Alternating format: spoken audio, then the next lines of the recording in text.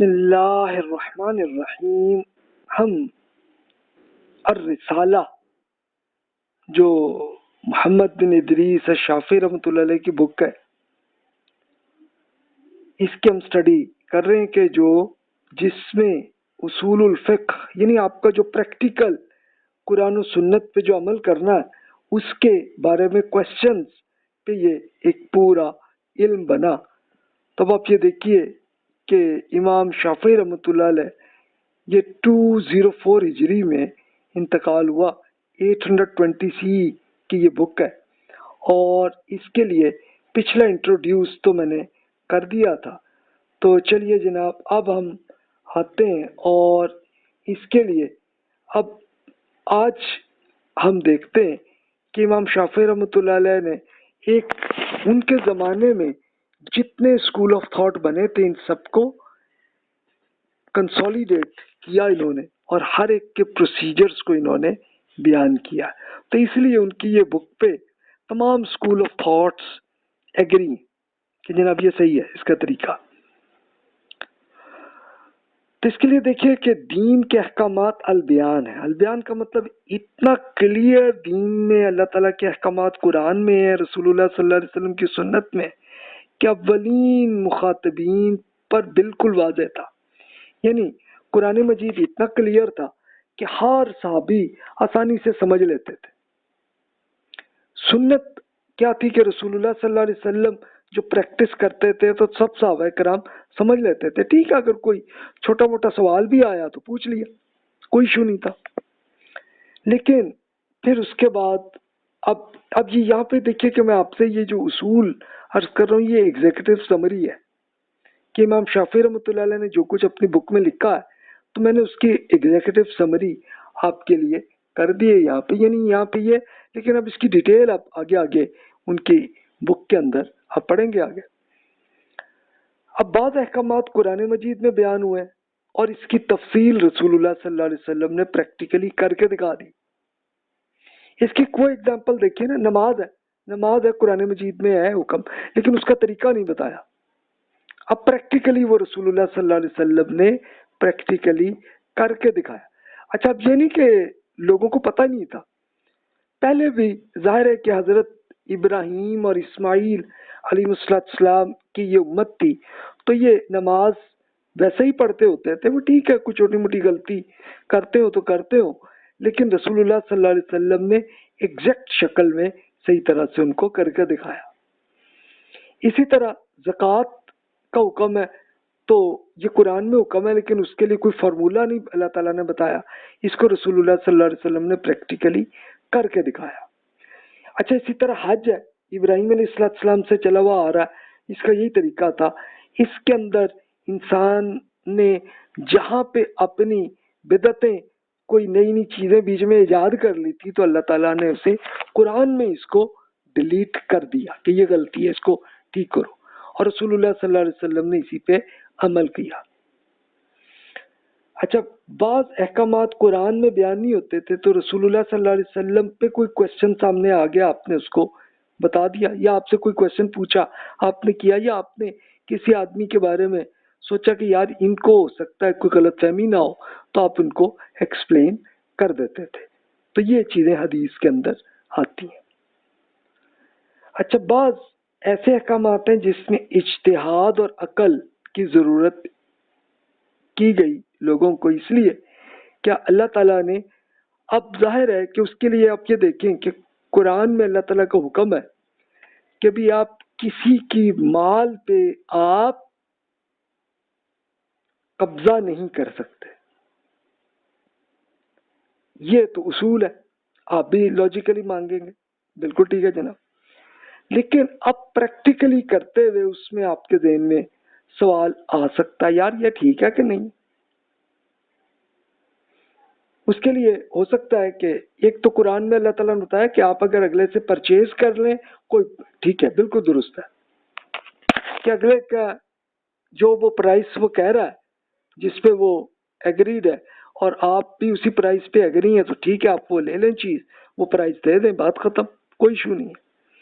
لیکن کچھ ایسی چیزیں کنفیوژن والے ایشو بھی آ جاتے ہیں.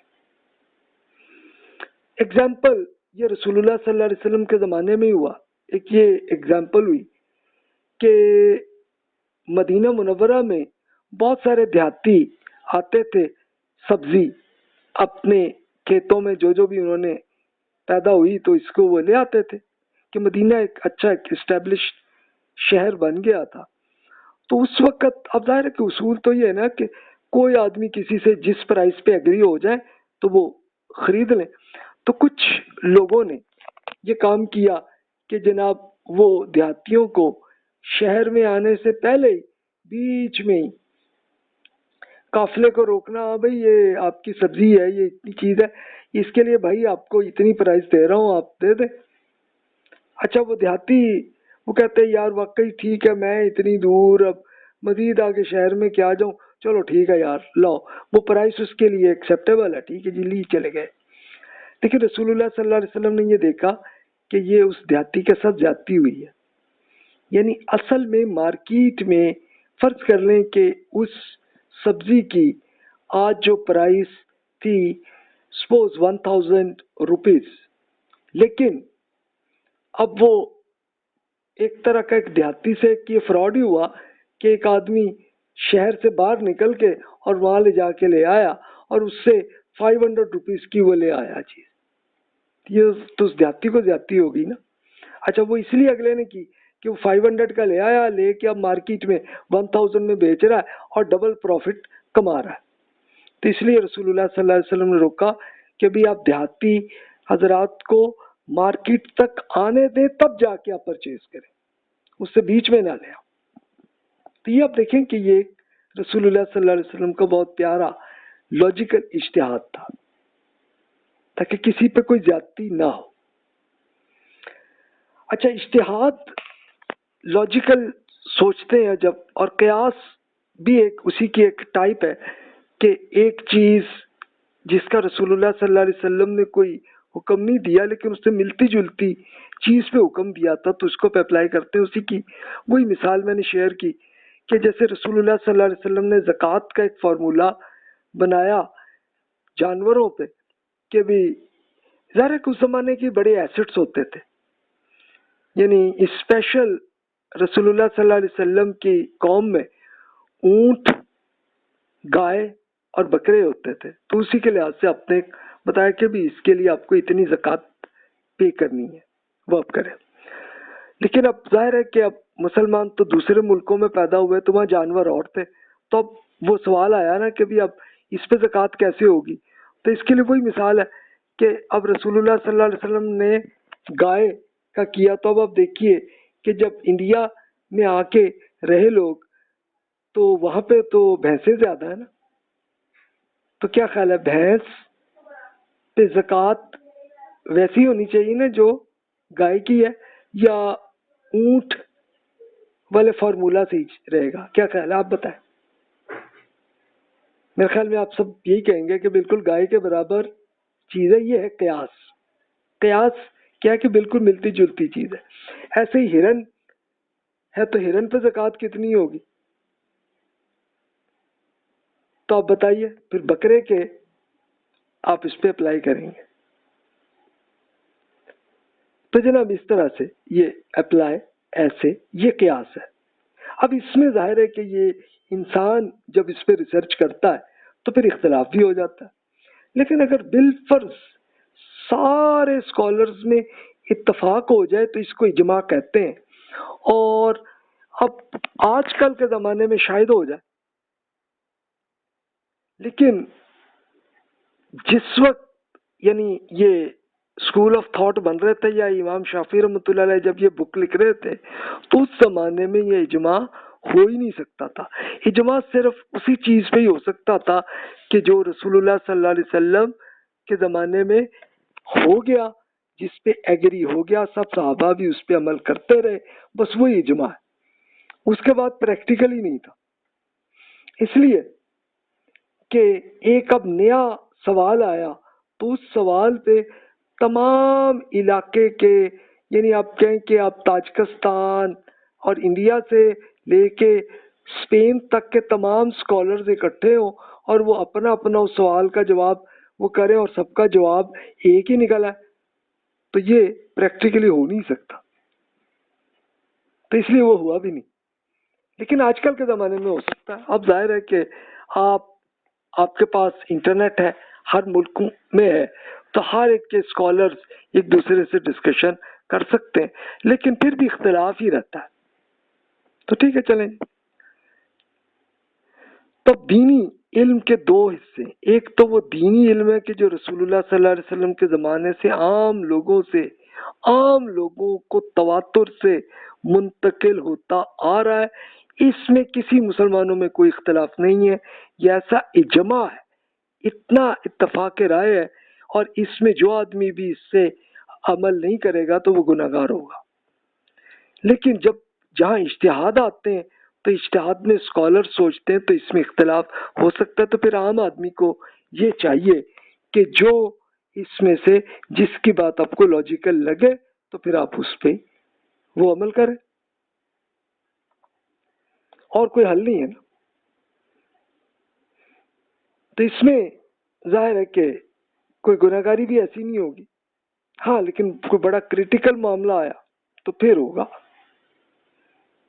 اس کے لیے آج کل کی آپ ایک ایگزامپل دیکھیے، قرآن مجید میں اصول بتا دیا ہے کہ کوئی انسان کسی کو قتل نہیں کر سکتا. یہ ایک اتنا بڑا گناہ ہے کہ اللہ تعالیٰ اسے پھر جہنم میں واصل کرے گا قاتل کو. تو یہ ہے. اچھا، اب آج کل کے زمانے میں ٹیررزم آیا تو اب لاجیکل آپ سوچیں تو قرآن کے حکم پہ کے خلاف ہی عمل ہو رہا ہے نا یہ.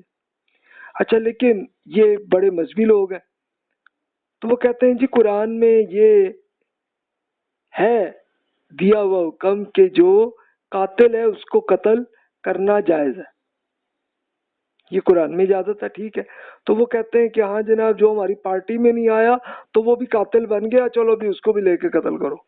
تو اس طرح سے چلتا. تو یہ اجتہاد آپ دیکھیں، یہ ایک اجتہاد کی غلطی ان کے اینڈ پہ ہے، تو اس کو پھر ہمیں ہرگز عمل نہیں کرنا چاہیے، یہ تو گناہ والی بات ہے. اچھا بھائی، یہ قرآن مجید میں جو ہماری اسٹڈی ہوتی ہے تو اس میں قرآن مجید خالصتاً عربی زبان میں تھا، اور یہ ایسی کلیئر عربی زبان ہے کہ جو رسول اللہ صلی اللہ علیہ وسلم کے زمانے کے تمام لوگوں کو بالکل واضح تھی. ابتدائی مخاطبین یعنی یہ وہ مخاطبین تھے کہ جن کو رسول اللہ صلی اللہ علیہ وسلم قرآن سنا رہے تھے، اور آپ ہر قبیلے کے لوگوں کو بھی قرآن پڑھاتے تھے. خود تو ہر قبیلے کے دور کے علاقے کے کوئی نمائندہ آ گیا، اس نے پڑھ لیا، پھر لے جا کے اپنے قبیلے کو پڑھایا. تو یہ ایک سچویشن تھی. لیکن کم از کم وہ صحابہ کرام کو تو اچھی طرح تھا کہ جو بڑے لمبے عرصے تک رسول اللہ صلی اللہ علیہ وسلم کے ساتھ اسٹوڈنٹ کے ساتھ وہ رہے، تو وہاں پہ کوئی ایشو ہی نہیں تھا. اچھا، ایون جو ایمان نہیں لائے تو ان کو بھی بات سمجھ میں آتی تھی پوری. جو شخص قرآن کو براہ راست سمجھنا چاہے تو پھر لازمی ہے کہ وہ رسول اللہ صلی اللہ علیہ وسلم کے زمانے کی جو عربی زبان ہے، خاص طور پہ جو اہل مکہ یعنی قریش کی زبان آپ کو آئے، کیونکہ قرآن اس میں نازل ہوا. تو آپ کہیں گے ہم کیسے کریں، ہمیں تو عربی نہیں آتی. تو اس کے لیے میں نے پھر اسی لیے یہ کیا ہے کہ قرآنی عربک پروگرام یہ اس کے لیے کیا کہ خاص طور پہ قرآن مجید کے جو کامن الفاظ ہیں کم از کم آپ وہ یاد کر لیں، پھر آپ کو اس زمانے کی گرامر آپ کو آ جائے، بس بیسک آ جائے، تو پھر آپ قرآن کو سمجھ سکتے ہیں کم از کم انشاءاللہ. تو یہ میں نے پھر یہ کاوش کی ہے اس کے لیے، اور بہت سے اسکالرز نے بھی کی ہے. جس کی آپ کو جو اچھی لگے، آپ کو سمجھ میں زیادہ آ رہی ہے اس پہ کریں، پھر آپ کو قرآن کو آپ خود سمجھ سکتے ہیں. اچھا، قرآن میں بعض احکامات عمومی اور ابدی نوعیت کے ہیں. عمومی کا مطلب ہر عام انسان کے لیے، ابدی کا مطلب ہمیشہ کے لیے، قیامت تک کے لیے حکم ہے. جیسے نماز کا حکم ہے، زکوٰۃ کا حکم ہے، روزے کا حکم ہے، حج کا ہے، تو یہ سارے تو لازمی. اچھا، کچھ احکامات خاص بھی ہوتے ہیں کہ جو مثلاً گورنمنٹ کے لیے کچھ احکامات ہیں کہ مثلاً کس مجرم کو کتنی سزا دینی ہے. تو یہ چیزیں پھر ظاہر ہے کہ وہ حکومت سے متعلق ہوتی ہے، وہ ہمارے ساتھ نہیں ہے معاملہ۔ مثلا جنگ کے متعلق، جہاد کے متعلق جو احکامات ہیں وہ سب حکومت سے متعلق ہے، عام آدمی کے لیے نہیں ہے۔ عام آدمی کے لیے یہ ہے کہ وہ حکومت کے ساتھ اس پہ عمل کرے، پھر جہاد کرے۔ تو اس لیے یہ ایک امپورٹنٹ چیز ہے۔ اچھا، اب اس کے لیے کچھ پریکٹیکل شکل آپ کو سنت میں ملتی ہے، جو رسول اللہ صلی اللہ علیہ وسلم کی احادیث میں آپ لکھ کے آپ کو سمجھ میں آ جاتی ہے بات۔ قرآن کے ناسخ و منسوخ امپورٹنٹ ہے، یعنی کون سی چیز ایک خاص ٹائم کے لیے تھی، ختم ہو گئی، اب کون سی اب سے ویلڈ ہے۔ اس کے لیے کوئی ایک مثال دیکھ لیجئے کہ جیسے تورات میں اللہ تعالیٰ نے بنی اسرائیل کو یہ حکم تھا کہ یہ جس کو سبت ہے اس کو آپ نے صرف عبادت کرنی، یعنی ہفتے کا ایک دن ایسا ہے کہ صرف پورا دن آپ نے عبادت کرنی ہے۔ پھر رسول اللہ صلی اللہ علیہ وسلم کے زمانے میں اللہ تعالیٰ نے اس کو چینج کیا اور اس کو صرف جمعہ کے دن ہی یہ ٹائم رکھا، اور وہ بھی پورا دن نہیں کیا، فرمایا کہ بس جب یہ اذان آئے تو وہاں سے لے کے اور یہ جمعہ کی نماز ختم ہونے تک کا آپ کا ٹائم ہے، بس عبادت کا، باقی آپ جو مرضی کریں پورے جمعے میں۔ تو یہ آپ دیکھیے کہ اس طرح اللہ تعالیٰ نے یہ ناسخ و منسوخ کی ایک یہ ایگزامپل ہے۔ اچھا، سبت میں وہ یہودی جو ہیں وہ ابھی تک اس پہ ہی عمل کرتے ہوتے ہیں کہ وہ سمجھتے ہیں سیٹرڈے کو، تو سیٹرڈے کو پھر اس کے جو بھی دیندار لوگ ہیں تو وہ پھر پورا دن ہی عبادت پہ کرتے ہیں۔ یعنی تورات میں تو اتنا ہے کہ وہ صرف عام آدمی ہی نہیں بلکہ آپ کی پوری فیملی، آپ کے ملازم، ان سب کے لیے یہ پوری عبادت کا حکم تھا۔ اور انہی کے لوگوں نے یہ غلط حرکت کی تھی کہ انہوں نے یہ دیکھنا، اللہ تعالیٰ نے اب یہ امتحان بھی ان کا کیا نا کہ دیکھو این ایگزیکٹ بڑی انکم آتی ہے اب اس سبت کے دن ہی۔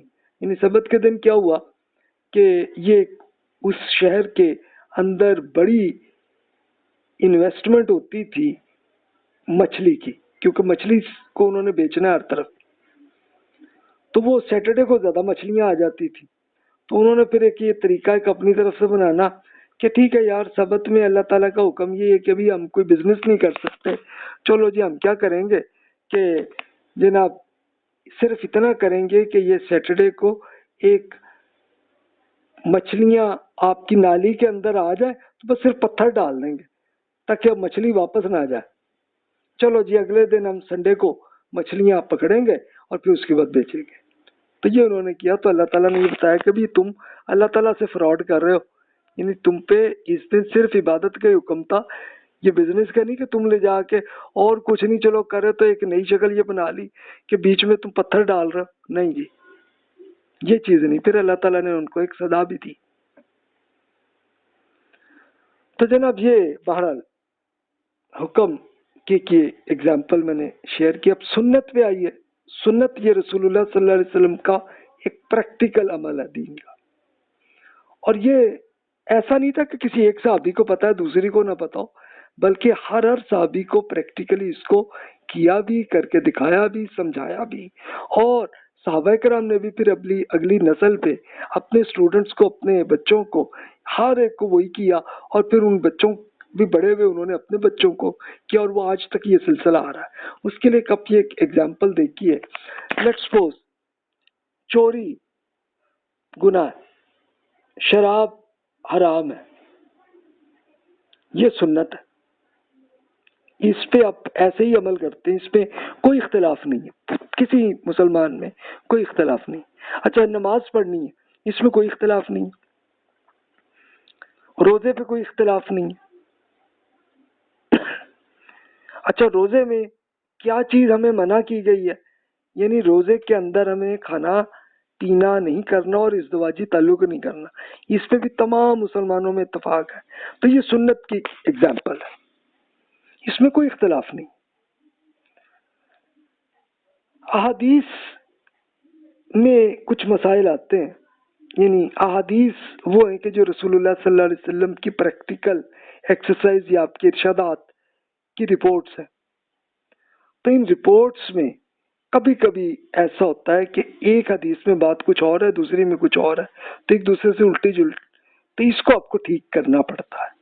یعنی اس کے لیے پھر ایک صورت یہ ہوتی ہے کہ یا تو ایک حدیث ہی اوتھینٹک نہیں ہے، تو اس لیے اس کو کینسل کریں، چھوڑ دیں، اور جو دوسری حدیث ہے وہ اوتھینٹک ہے، وہ درست ہے.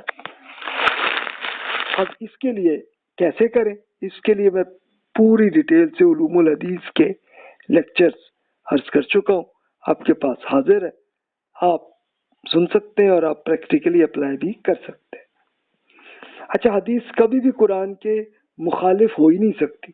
یہ تو ہو ہی نہیں سکتا کہ رسول اللہ صلی اللہ علیہ وسلم کا مشن ہی یہ ہے کہ قرآن کو ہر انسانوں تک جہاں تک پاسبل ہو پہنچائیں، اور اس کے اگینسٹ کچھ بھی نہیں کر سکتے. تو اس لیے اگر ایسی کسی حدیث میں ایسی بات آئی ہے تو پھر وہ حدیث ہی ایک بالکل ریجیکٹڈ ہے، کہ ایک جعلی حدیث ہے، وہ اصلی نہیں ہے. اس لیے آپ کو چیک کرنا پڑتا ہے. احادیث میں کچھ احادیث کا حکم عمومی نوعیت کا، یعنی عام آدمی کے لیے، تو یہ عام آدمی کے لیے، یا وہ ایک کسی خاص صحابی کے بارے میں کوئی بات ہے تو پھر تو انہی تک ہی رہے گی نا، پھر تو ہم تک نہیں آئے گی. مثلا ایک صحابی کو رسول اللہ صلی اللہ علیہ وسلم نے ایک یہ حکم دیا کہ بھی آپ افریقہ چلے جائیں اور وہاں سے ام حبیبہ رضی اللہ تعالیٰ کو لے کے آپ واپس آ جائیں مدینہ. تب آپ دیکھیں کہ یہ تو ایک خاص صحابی کو یہ حکم تھا، ہم سے ایسا کوئی کام نہیں، یعنی اس کا ہم سے کوئی پریکٹیکل عمل ہی نہیں. یعنی کیوں؟ ام حبیبہ رضی اللہ تعالیٰ عنہ ان کے شوہر فوت ہو گئے تھے اور وہ کرائسس میں تھیں. تو رسول اللہ صلی اللہ علیہ وسلم نے ایک یہ خط بھیجا. اب یہ صحابہ ایمان بہت عرصہ پہلے لا چکی تھی، تو ان کو دیا کہ بھی آپ سے میں چاہتا ہوں کہ آپ شادی کر لیں، مجھ سے نکاح کر لیں. تو یہ اس کا تھا. تو اب ہوا یہی کہ ام حبیبہ رضی اللہ تعالیٰ بہت خوش ہوئی اس پہ، اور وہ فوراً لائیں. اچھا، تو اب لیکن ملک تھا یہ، اس کو حبشہ کہتے ہیں، جو آج کل کی یہ لوکیشن سوڈان اور ایریٹریا کا پورا ایریا یہ وہ تھا. تو اس کے بادشاہ نجاشی وہ رسول اللہ صلی اللہ علیہ وسلم پہ ایمان لائے تھے. تو اب ظاہر ہے کہ وہ قانونی طور پر نکاح کو انہوں نے اس میں کرانا ہے. تو انہوں نے یہ کیا کہ ام حبیبہ رضی اللہ تعالیٰ اور پھر مسلمانوں کے مین جو رسپانسبل جو ہیڈ تھے وہ جعفر رضی اللہ تعالیٰ تھے، ان کو بھی بلایا اور کہا کہ جناب یہ رسول اللہ صلی اللہ علیہ وسلم کا خط ہے، تو آپ بتائیے کہ پھر یہ نکاح آپ کرنے پہ آپ ایگری ہیں. ام حبیبہ رضی اللہ تعالیٰ نے فوراً کہا کہ ہاں جی، اور جعفر رضی اللہ تعالیٰ نے بھی فوراً کہا جی بالکل ایسے ہی. تو پھر نجاشی جو تھے انہوں نے یہ نکاح کروا لیا، کروا کے اور پھر بہت سارے گفٹ کے طور پر ام حبیبہ رضی اللہ تعالیٰ کو دیا، اور ایک باقاعدہ گورنمنٹ کی ایک کشتی بھی ارینج کر دی، اور وہ لے کے تاکہ مدینہ ایزیلی پہنچ جائے. تو یہ پورا یہ ایسا سلسلہ ہوا. تو یہ دیکھیں اس طرح کا کہ ایک خاص واقعہ ہوا نا. تو یہ اس کا ظاہر اب سے کوئی ویلڈ نہیں ہے، لیکن یہ خود رسول اللہ صلی اللہ علیہ وسلم نے اگر کوئی ایسا حکم دیا، مثلا آپ نے یہ فرمایا کہ بھی یہ کبھی چوری نہ کریں، کبھی کسی کے ساتھ فراڈ نہ کریں، اس طرح کی حدیث ہے، تو یہ آج تک بھی ویلڈ ہے، یہ حکم ہے دین کا. اچھا، اگر اس کے لیے اب یہ پوری تفصیل سے ہم یہ دیکھیں گے کہ اس کا بڑا حصہ تو میں علوم الحدیث میں کر چکا ہوں کہ اس کے اندر اگر حدیث میں اگر کوئی ڈفرینٹ آپ کو فیل ہو، ایک دوسرے سے الٹی بات آئے، تو پھر آپ کو کیسے ٹھیک کرنا ہے. اس کے لیے اس کو ہم تفصیل سے پھر فردر اس میں بھی کر لیں گے، اور علوم الحدیث میں پہلے بھی یہ کر چکا ہوں. یعنی حدیث کو یہ کیسے چیک کرنا ہے کہ یہ جناب اوتھینٹک ہے اور کون سی اوتھینٹک نہیں ہے. اچھا، ایک حدیث میں اگر بات آپ کو سمجھ میں نہیں آئی تو اس کے لیے پھر سب سے بیسٹ طریقہ یہ ہوتا ہے کہ آپ اسی ٹاپک کی اور حدیث بھی آپ پڑھیں گے تو پھر آپ کو پورا ریکنسیلیشن آپ کریں تو پھر آپ کو اصل سینیریو سمجھ میں آ جائے گا، پھر کوئی ایشو نہیں.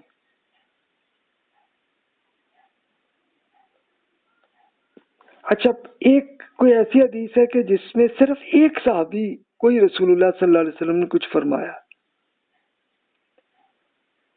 تو اب اس میں پھر یہ ہے کہ بھی یہ کیا ویلڈ ہے آپ پہ؟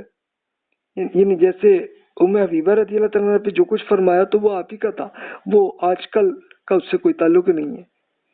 لیکن کبھی کوئی ایتھکس کی ایسی بات ہوتی ہے تو وہ اس آج تک بھی ویلڈ ہوتی ہے.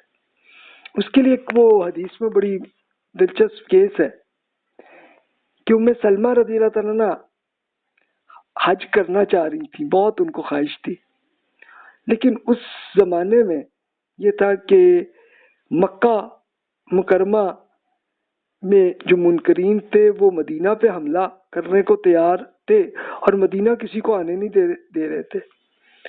تو ام سلمہ رضی اللہ تعالیٰ کو بہت دکھ اور غم تھا. تو رسول اللہ صلی اللہ علیہ وسلم نے ان کو پھر یہی مشورہ دیا کہ بھی آپ اس طرح کریں کہ آپ ایگزیکٹ حج سے پہلے ہی آپ ناخن کر لیجئے اور احرام کے کپڑے خواتین کے تو سیم ہی ہوتے ہیں نا کہ اس میں تو فرق نہیں، وہی آپ پہنے رہے اور اس میں اللہ تعالیٰ کا ذکر ہی کرتی رہیں تو انشاءاللہ آپ کو پورا اجر مل جائے گا کہ جو حج کا آپ کو اجر مل جائے گا. تو اب ایک دیکھیں سائیکولوجیکلی سیدہ ام سلمہ رضی اللہ تعالیٰ کو کیا تو کیا خیال ہے یہ آج کل بھی ویلڈ ہو سکتا؟ تو اگر تو کرائسس ہے کو آپ کو مشکلات ہیں تو ہو سکتا، پھر تو ہو سکتا ہے. اور اگر یہ نہیں ہے یعنی ویلڈ نہیں ہے تو پھر نہیں ہوگا.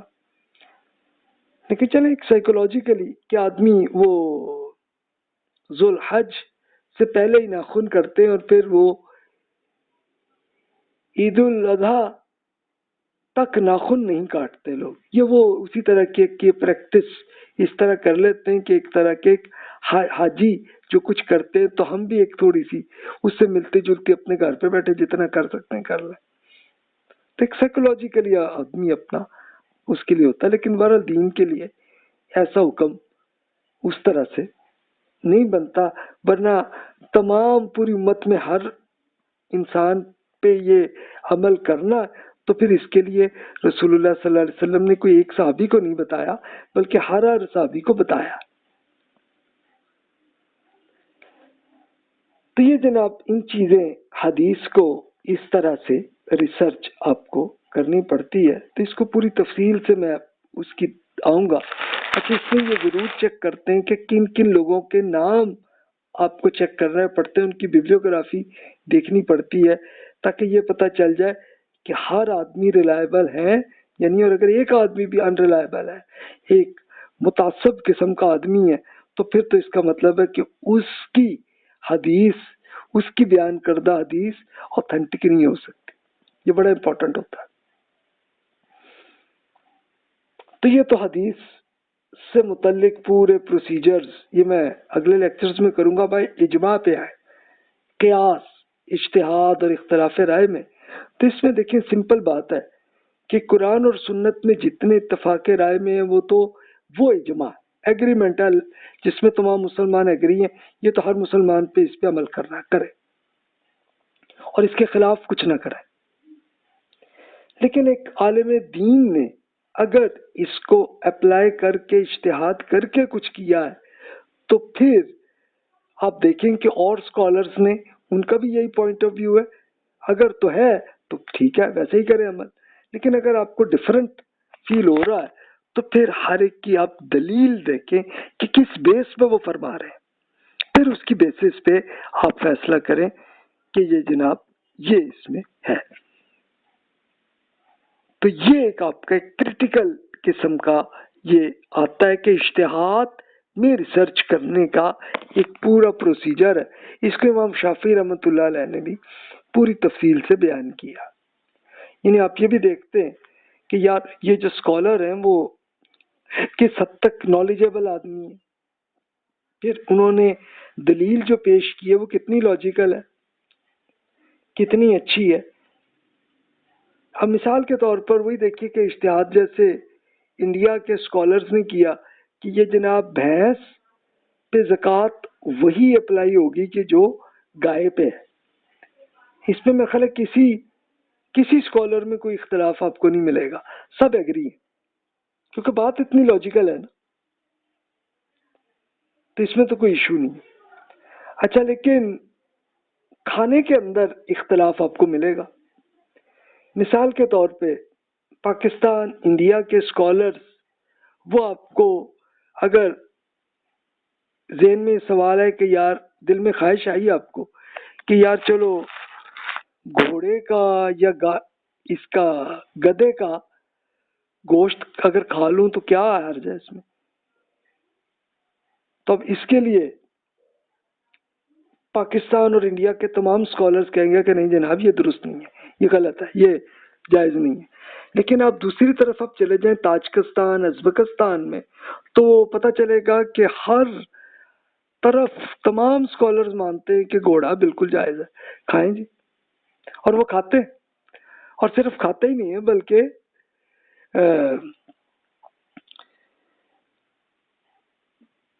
دودھ بھی اسی کا ہی پیتے. اچھا اب اس کی وجہ کیا ہے بیسیکلی کہ پاکستان انڈیا میں گھوڑے اتنے کامن نہیں ہیں کہ یہ زیادہ تر پچھلی صدیوں میں پورا یہ ایک سواری کے طور پر استعمال ہوتے تھے، اور کھانے کے لیے آپ کے لیے بکرے گائے یہ سب اویلیبل ہوتے تھے. اچھا اس کے برعکس آپ تاجکستان ازبکستان میں چلے جائیں تو وہاں پہ کوئی ان کو گائے بھینس بہت کم ہی نظر آئیں گی، لیکن وہ گھوڑے زیادہ. تو اس لیے وہاں کے اسکالرز نے اس طرح سے اجتہاد کیا. تو اس طرح ہر علاقے کے لحاظ سے ایک سینیریو کے لحاظ سے اجتہاد وہیں میں نے ایگزامپلس شیئر کی ہیں، لیکن تفصیل میں آپ سے کروں گا کہ کس طرح سے کریٹیکلی آپ کیسے انالیسس کریں گے اور کس کا فتویٰ کیسے درست ہے.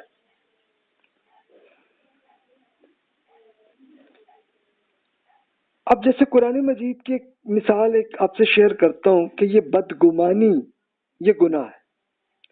تب آپ دیکھیں اس سے ملتی جلتی شکلیں، تہمت لگانا، عیب جوئی کرنا، عزت اچھالنے، یہ سب بھی تو حرام ہی ہوگا نا، اس سے ملتی جلتی چیز ہی ہے نا. تو اس چیز سے ہمیں بچنا ہے، یعنی یہ ایتھیکلی اس میں تو ایسے ہم کرتے ہیں. تو یہ جناب بس ایک ایگزیکٹو سمری میں نے اس لیکچر میں عرض کی آپ سے. تب کتاب و رسالہ کے بعد اور اسکالر ظاہر امام شافعی رحمۃ اللہ علیہ تھے جنہوں نے علوم حدیث اصول فقہ کی پہلی بک لکھ دی انہوں نے. اچھا لکھنے کا ان کا فارمیٹ بڑا اچھا تھا، کوشچن آنسرز کی شکل میں انہوں نے کیا. اس کے بعد پھر امام احمد بن حنبل رحمۃ اللہ علیہ نے ایک بک اس پہ لکھی ناسخ والمنسوخ. پھر داؤد ظاہری بڑے اسکالر ہیں انہوں نے کی ہے.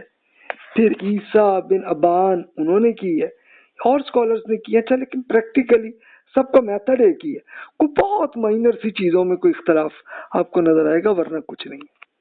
تو جناب یہاں پہ ہماری ڈسکشن مکمل ہوتی ہے. تو جناب جو بھی کوشچنز ہیں بلا تکلف آپ ای میل کر لیجئے. تو ای میل ایڈریس تو آپ کو معلوم ہوگا، mubashir100@gmail.com. انشاءاللہ اگلے لیکچر میں ہم پھر امام شافعی رحمۃ اللہ علیہ کی بک اس کو اب ہم پڑھیں گے. یعنی اب تک وہ بیک گراؤنڈ کی 2 لیکچرز تھے، تب انشاءاللہ اگلی ڈسکشن چلیں گے. جزاک اللہ خیر واحسن الجزا.